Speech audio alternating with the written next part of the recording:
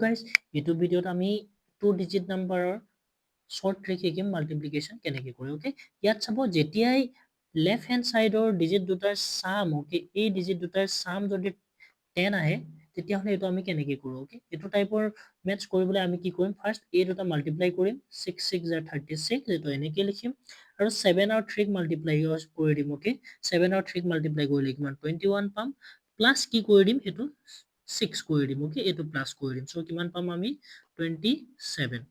সিমিলাৰলি এটোত চাব 5 আৰু 5 ক মাল্টিপ্লাই কৰি দিম সো 5 ওকে নেক্সট কি কৰি দিম এই দুটা সাম 10 আহিছে সো এই দুটাক আমি মাল্টিপ্লাই কৰি দিম 24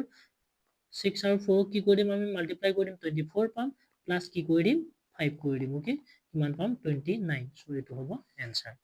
ভিডিওটো যদি ভাল লাগিছে লাইক কৰিব কমেন্ট কৰিব চেনেলটো সাবস্ক্ৰাইব কৰি ল'ব আৰু লগতে বেল আইকনটো প্ৰেছ কৰি ল'ব এনেকুৱা শৰ্ট ট্ৰিকৰ ভিডিও পাবলৈ ধন্যবাদ